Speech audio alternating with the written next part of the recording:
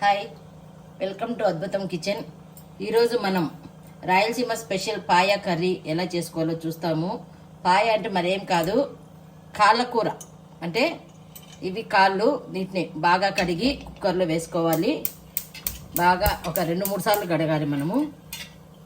చూడండి, కుక్కర్లో వేసి ఉప్పు పసుపు వేసి దగ్గర ఒక 10 విజిల్స్ పెట్టి ఉడకబెట్టాలి. ఎందుకంటే ఇది కూర ఉడకడానికి చాలా టైం పడుతుంది, మెతుకు కావడానికి. కాబట్టి కొద్దిగా 10 విజిల్స్ పెట్టాలి.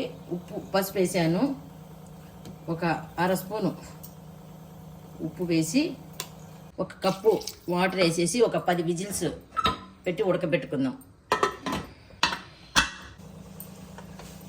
10 విజిల్స్ పెట్టాను. ఇప్పుడు విజిల్ తీసేసి మనము చూద్దాం ఎలా ఉడికింది.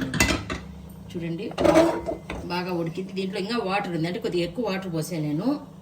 ఈ వాటర్ ప్రస్తుతము కొద్దిగా వేరే గిన్నెలోకి తీసేస్తాం. మళ్ళీ మసాలా వేసిన తర్వాత ఇదే వాటర్ని దీంట్లో వాడుకోవచ్చు మనం. ఆయిల్ కూడా వేయనవసరం లేదు, ఆల్రెడీ మనకు ఈ కాళ్ళ కూరలోనే ఆయిల్ అనేది వచ్చేస్తుంది మనకు.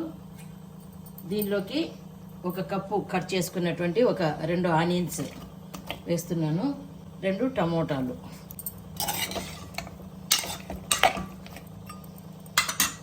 ఇప్పుడు మసాలా అంతా కూడా వేయాలి. కొద్దిగా పాయ కర్రీలోకి కారం ఎక్కువ ఉంటేనే రుచి ఉంటుంది. 1.5 స్పూను కారం పొడి వేస్తున్నాను, 1 స్పూను ధనియాల పొడి, 1/4 స్పూన్ చెక్క లవంగ పౌడర్, అంటే 2 మిక్స్ చేసేసి పౌడర్ కొట్టి పెట్టుకున్నాను, అది వేసాను. 1 స్పూను పేస్ట్, అల్లం వెల్లుల్లి పేస్ట్,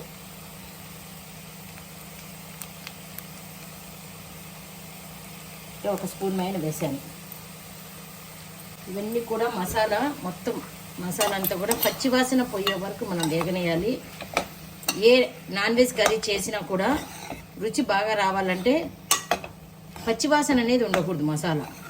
కాబట్టి మసాలా బాగా వేగే వరకు మనము వెయిట్ చేయాల్సి వస్తుంది.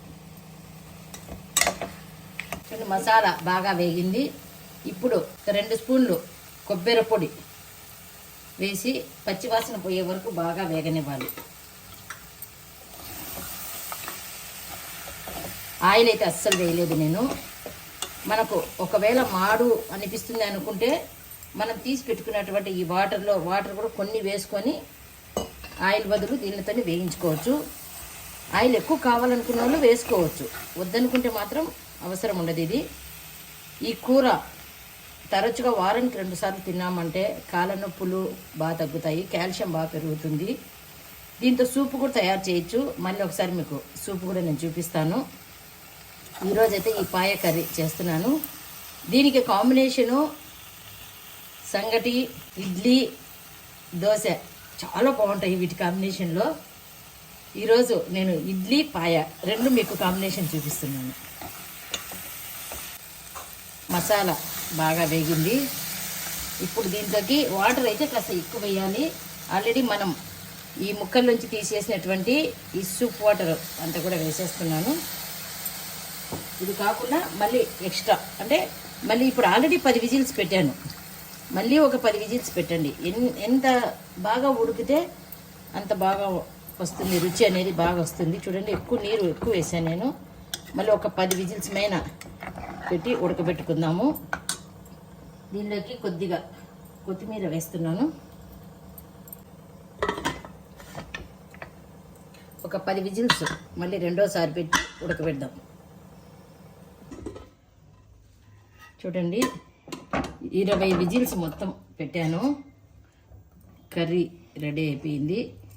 కాస్త సూప్ ఎక్కువ ఉండేట్లు పెట్టాను, ఎందుకంటే ఇడ్లీకి అని పెట్టాను కాబట్టి సూప్ ఎక్కువ వేసాను. దీన్ని ఇడ్లీ కానీ, దోశలో కానీ, సంగటిలో కానీ తింటే చాలా బాగుంటుంది. ఇడ్లీ పాయ కర్రీ రెడీ అయింది. టేస్ట్ చూసి మీరు కూడా ట్రై చేసి చూడండి. దీని టేస్ట్ ఎలా ఉందో కామెంట్ చేయండి, లైక్ చేయండి, సబ్స్క్రైబ్ చేయండి.